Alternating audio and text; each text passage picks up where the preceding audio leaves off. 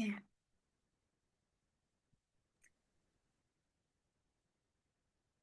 Assalamualaikum warahmatullahi wabarakatuh. Selamat pagi Bu Fani dan juga teman-teman semua. Kami dari kelompok 3. Di sini kami akan mempresentasikan hasil diskusi kami terkait materi constraint management. Sebelum itu, perkenalkan kami dari kelompok 3 yang beranggotakan saya, Anissa, kemudian ada Resi, ada Zulfa, dan juga Junita.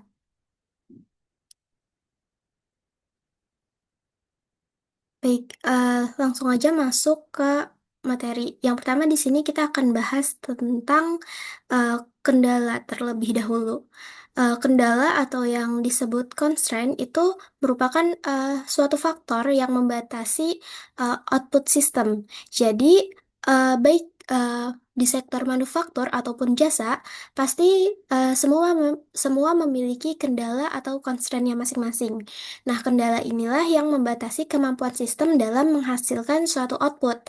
Jika kendala itu tidak dikelola, maka performa keseluruhan sistem akan menurun, meskipun bagian lainnya sebenarnya memiliki kapasitas yang lebih tinggi.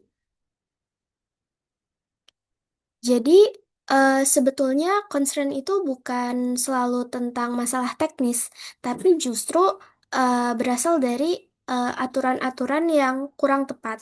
Nah, di sini ada tiga jenis kendala utama, yaitu ada kendala fisik, di mana meliputi seperti mesin, tenaga kerja, kapasitas, atau material yang mungkin kurang atau eh, apa ya, ya kurang.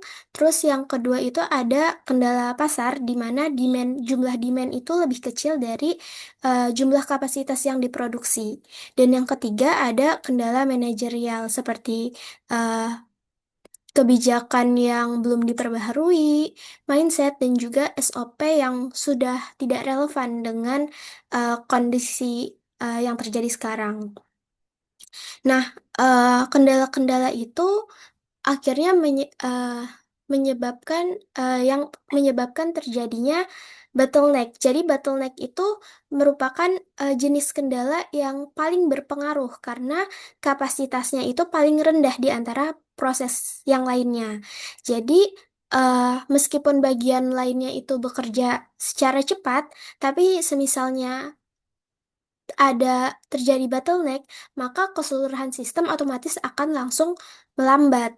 Nah, biasanya bottleneck ini tuh ditandai dengan adanya antrian-antrian yang tinggi dan antrian dan tinggi utilisasi di titik tersebut.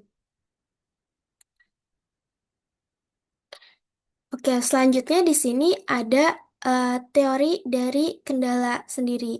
Jadi di sini ada tiga elemen penting, ada throughput, inventory, dan juga operating expense. Throughput itu adalah berupa uang yang dihasilkan melalui penjualan. Lalu di sini inventory adalah uang yang diinvestasikan dalam barang yang akan dijual.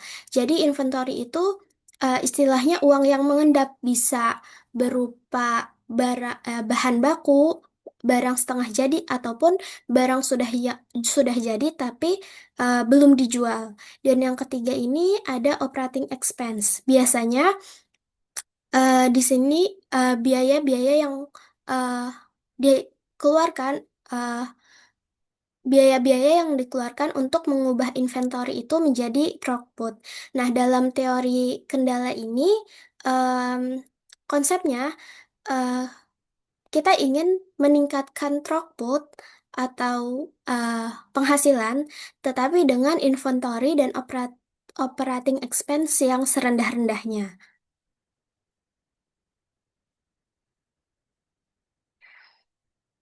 Oke, selanjutnya di sini ada eh, 5 langkah utama dalam teori kendala. Eh, di sini ada identify, exploit, subordinate, elevate, sama don't let inertia set in.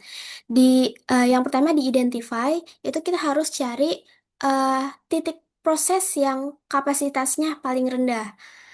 Nah, kalau di exploit, kita tuh harus memastikan kalau bottleneck itu benar-benar bekerja secara efektif. Artinya, mesin itu benar-benar bekerja terus-menerus, nggak ada waktu jeda atau waktu menganggur. Kalau misalnya ternyata bottlenecknya disebabkan oleh adanya jeda atau menganggur, nah itu perlu diperbaiki. Nah, di sini di exploit itu tujuannya untuk meningkatkan si output tanpa adanya investasi tambahan. Terus yang ketiga ini ada subordinat. Jadi em, semua bagian lain itu harus mengikuti si bottleneck-nya. Jadi jangan produksi lebih banyak dari yang bisa diproduksi sama bottleneck. Misal bottleneck cuma bisa produksi 5 unit per jam. Nah, di bagian lainnya itu nggak boleh lebih dari 5 unit per jam karena nanti akan terjadi penumpukan. Tuh. Terus yang keempat, di sini ada elevate. Jadi, jika langkah 1, 2, 3 ini nggak cukup, baru kita bisa lakuin dengan menambah kapasitas. Misalnya kayak em, kapasitas eh, penambahan tenaga kerja atau penambahan shift atau mungkin penambahan mesin gitu. Dan yang ketiga, setelah bottleneck-nya teratasi, baru eh, setelah bottleneck-nya teratasi, nah sebetulnya hal ini tuh akan terus berulang gitu. Jadi pasti akan ada bottleneck di tempat-tempat lain. Jadi ya ulangi langkah ini dari awal lagi. Nah, terus di sini ada 7 prinsip dari Theory of Constraint. Yang pertama itu fokus pada flow bukan kapasitas. Terus yang kedua itu eh, output bottleneck sama dengan output system. Jadi kita harus benar-benar memaksimalkan efisiensi di setiap proses, di setiap titik prosesnya. Karena eh, karena dengan tidak menjamin sistem itu jadi lebih baik. Terus em, idle time di bottleneck sama dengan kerugian sistem. Jadi apabila 1 jam hilang di bottleneck, maka eh, akan berpengaruh ke keseluruhan sistemnya. Terus inventory hanya dibutuhkan di depan bottleneck, bukan di semua titik. Nah, yang kelima, jangan biarkan non-bottleneck itu eh, memproduksi lebih dari yang dibutuhkan.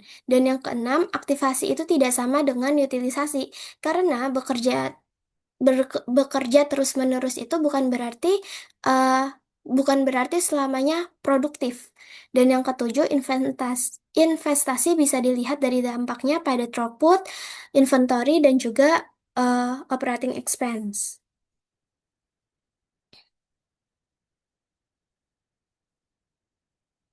Selanjutnya di sini ada bottleneck dalam perusahaan jasa. Jadi eh, seringkali di perusahaan jasa itu apa ya, pola permintaannya tuh nggak terus sama karena di perusahaan jasa di jasa ya di proses jasa ini dia bergantung sama interaksi manusia.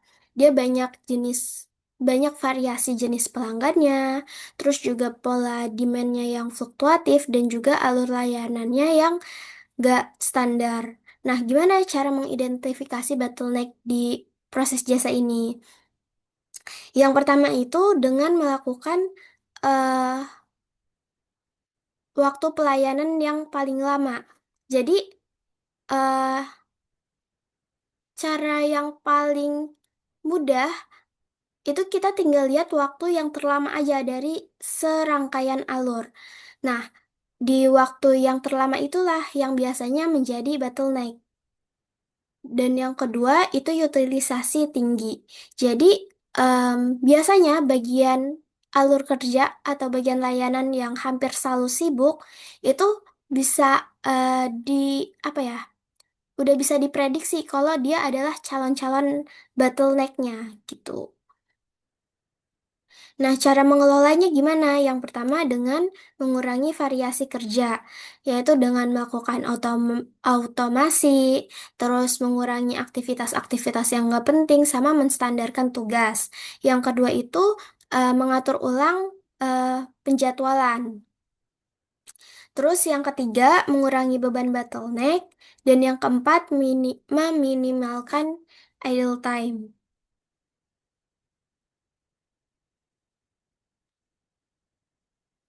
Oke, selanjutnya kita masuk ke contoh soal dari bottleneck di proses jasa. Di sini ada sebuah eh, perusahaan, yaitu Cats Car Wash. Nah, di sini eh, ada dua tipe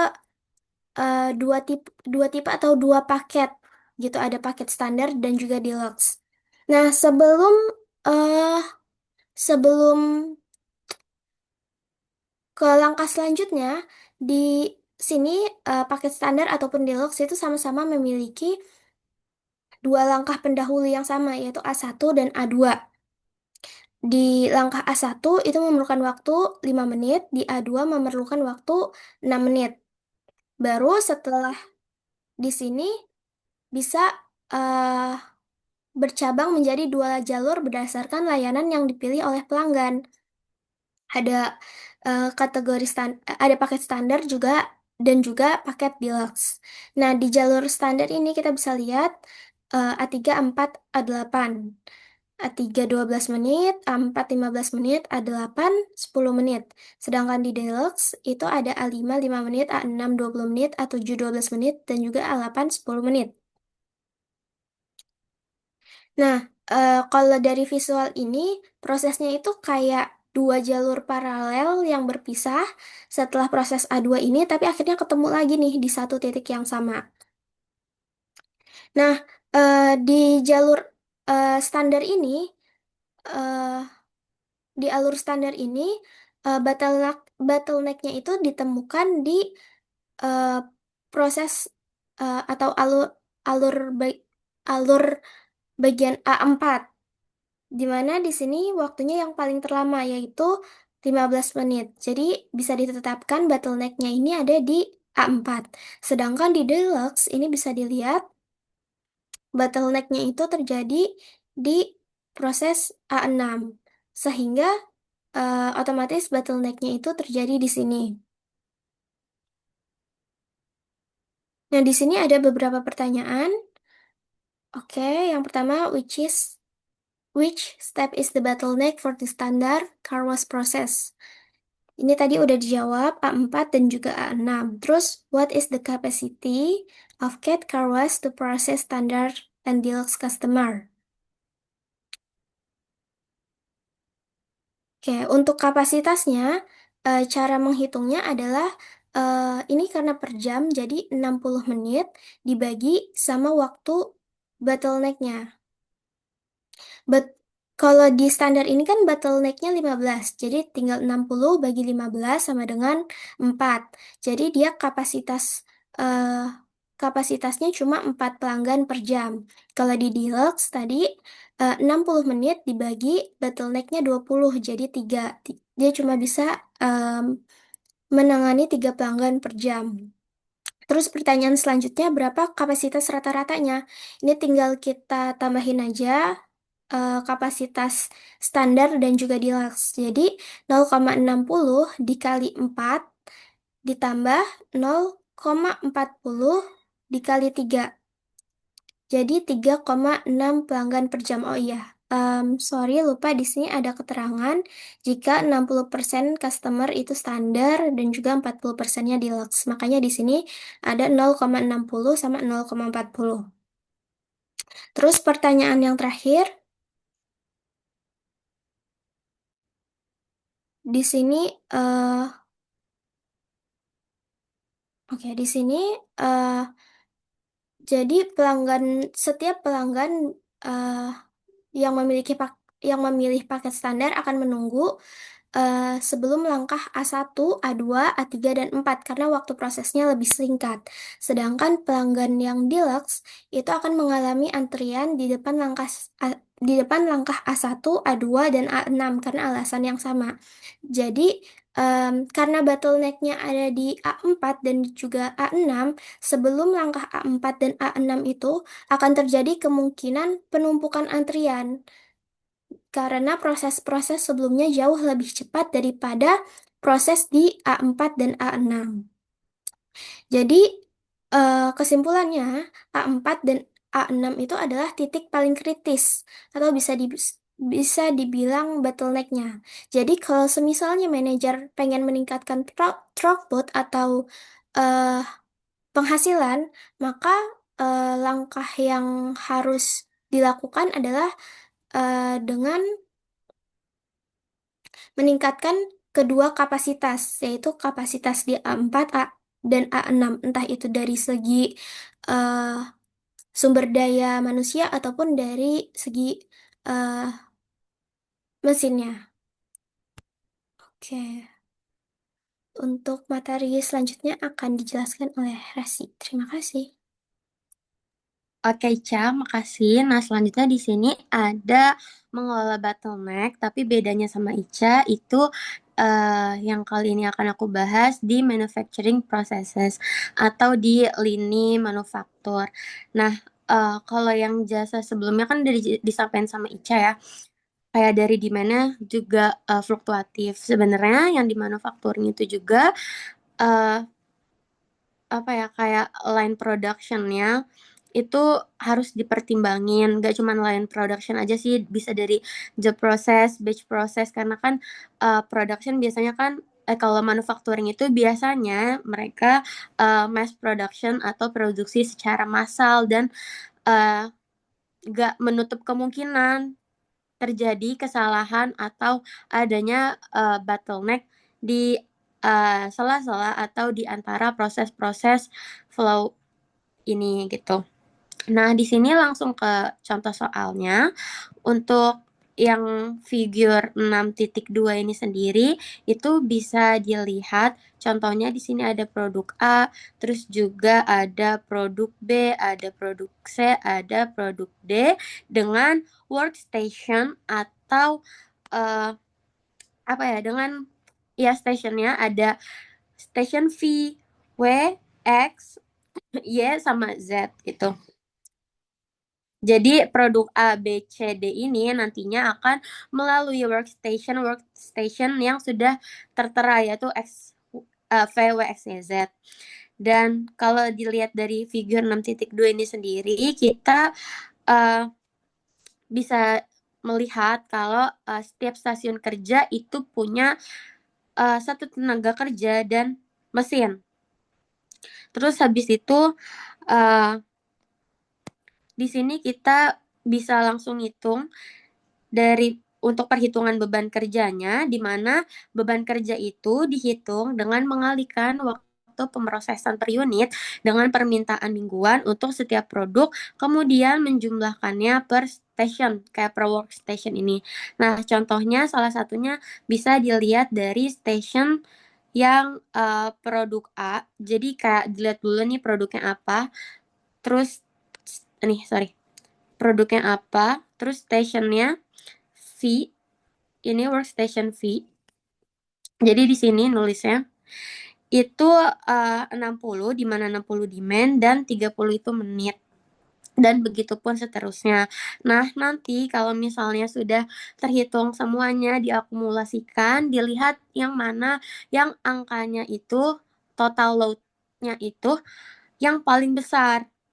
Dan di sini terlihat bahwa eh, stasiun kerja yang X itu teridentifikasi sebagai bottleneck karena total beban kerjanya itu ada 2.600 atau 2.600 menit gitu. Jadi total load min itu satuannya menit melebihi kapasitas maksimum yang tersedia. Jadi kapasitas maksimum itu sebelumnya di soal dijelasin kalau cuma 2.400 which is udah overload banget 2.600 menit dan stasiun lain itu memiliki kapasitas berlebih yang slack ada yang uh, karena beban kerjanya di bawah 2.400 menit gitu.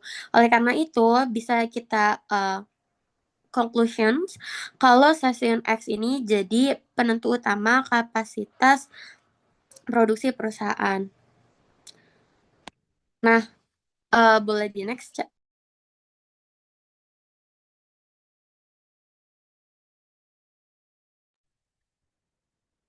Oke, di sini ada penerapan teori of constraint, yaitu sistem draft buffer rope atau drum itu bisa diasumsikan sebagai gendang, buffer itu kayak buffer stoknya atau stok penyangga, dan rope itu tali. Nah, mungkin kita bahas dulu nih gimana sih strategi penanganan kalau misalnya terjadi bottlenecks. Nah, jadi setelah bottleneck teridentifikasi, setelah kita tahu, seorang manajer tahu bahwa adanya bottleneck di salah satu flow, manajer harus menerapkan strategi untuk melonggarkan atau lebih nge-utilize kendala tersebut untuk meningkatkan throughput gitu. Nah, strategi yang bisa dilibatkan yang pertama, meminimalisir waktu menganggur atau idle time dengan memastikan sumber daya bottleneck, yaitu bottleneck yang di Station X, yang di Workstation X, untuk terus tetap bekerja tanpa henti. Terus juga adanya penjadwalan yang harus diprioritaskan agar bottleneck ini gak pernah kekurangan material input gitu. Terus selanjutnya, strategi untuk penanganan bottleneck yang kedua yaitu efisiensi proses, di mana kita harus memastikan bahwa unit yang diproses di bottleneck adalah unit yang berkualitas baik atau bebas cacat agar kita bisa apa ya, jadi shortcut of time kita gitu loh. Jadi nggak harus quality assurance dulu atau kita harus consider si quality controlnya dulu. Jadi yang masuk ke bagian yang akan menjadi bottleneck itu udah by filter gitu. Terus selanjutnya itu strategi bottleneck dengan mengurangi atau pengurangan waktu setup. Contohnya itu kita bisa mengoptimalkan ukuran batch untuk mengurangi frekuensi pergantian atau change over yang memakan waktu sehingga waktu produktifnya bisa meningkat gitu. Nah, tadi kan udah sempat aku mention juga ya ada penerapan di theory of constraint atau TOC itu ada sistem drum, ini drum, buffer, and rope gitu. Dimana untuk drum ini sendiri bisa diasumsikan atau dianalogikan sebagai jadwal kerja dari bottleneck atau dari resource constraint-nya gitu. Si drum ini nantinya itu sesuai dengan namanya yaitu menentukan detak ataupun ritme ataupun laju produksi seluruh lini production atau seluruh pabrik agar align dengan permintaan pasar ataupun forecasting dan kapasitas si mesinnya itu sendiri. Terus yang kedua, kalau buffer kan kita juga ada belajar tentang buffer. Buffer itu seperti penyangga, seperti kalau misalnya di manufacturing itu sendiri berarti ada contohnya ada time buffer sama shipping buffer, di mana time buffernya ini bisa refers to cadangan waktu atau WIP, work in process, yang ditempatkan sebelum bottleneck yang kayak tadi Ica udah mention di 7 konsep ya apa 7 key activitiesnya si TOC ini sendiri. Kalau inventory itu bisa ditaruh di satu section sebelum kita masuk ke bottleneck. Nah, what the purpose of it? Tujuannya adalah untuk melindungi bottleneck dari gangguan atau fluktuasi di proses hulu. Jadi bisa si bottleneck ini gak apa ya, gak starved ke bahan bakunya. Terus mengenai shipping buffernya atau penyangga di shippingnya itu contohnya bisa dari inventaris barang jadi untuk apa ya, shortcut, cut off jadwal pengiriman ke pelanggan. Jadi untuk memaksimalkan lead time juga. Nah, si tali atau rope ini sendiri kan tadi nama teorinya itu DBR atau drum, buffer, and rope. Rope itu sendiri tali atau mekanisme komunikasi yang menghubungkan bottleneck dengan proses awal atau material release schedule yang ada di bagian awal ini. Jadi dia menghubungkan nih kayak menghubungkan dari proses ini ke time buffer inventory-nya.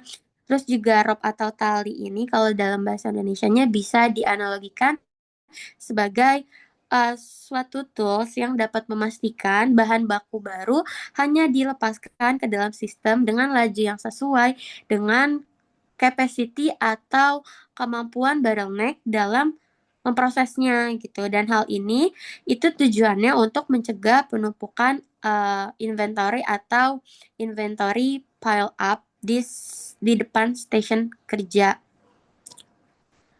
Oke, boleh di next.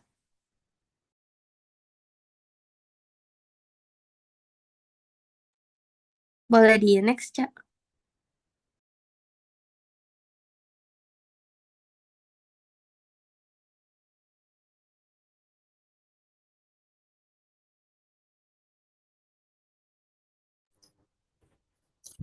Oke, selanjutnya ada line process dan constraint.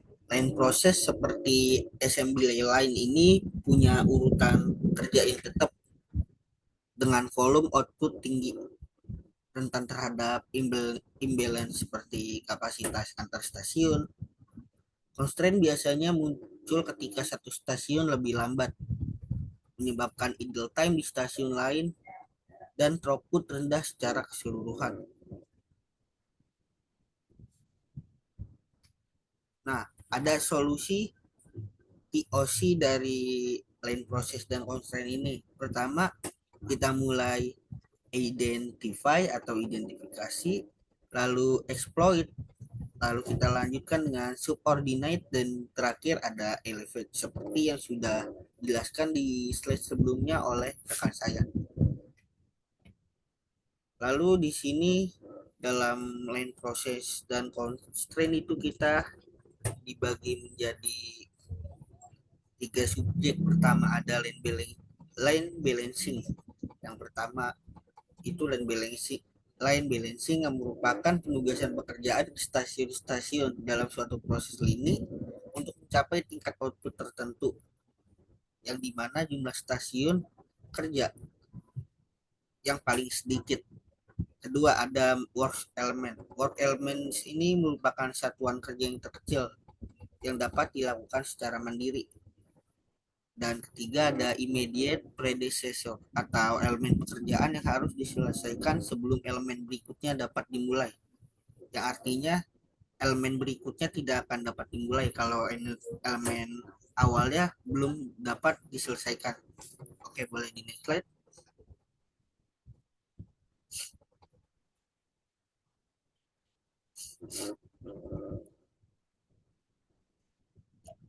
Precedence diagram seperti di dua gambar sebelah, yaitu gambar atas dan bawahnya. Diagram itu memungkinkan untuk seseorang bisa memvisualisasikan pendahulu langsung dengan lebih baik. Nah, elemen pekerjaan biasanya ditandai dengan lingkaran dengan waktu yang dibutuhkan untuk melakukan pekerjaan biasanya ditunjukkan di bawah setiap lingkaran. Nah, selanjutnya ada AON atau Activity on the Network yang merupakan pendekatan yang digunakan untuk membuat diagram jaringan di mana node ini mewakili aktivitas dan busur mewakili hubungan prioritas di antara aktivitas tersebut. Oke, boleh di next slide.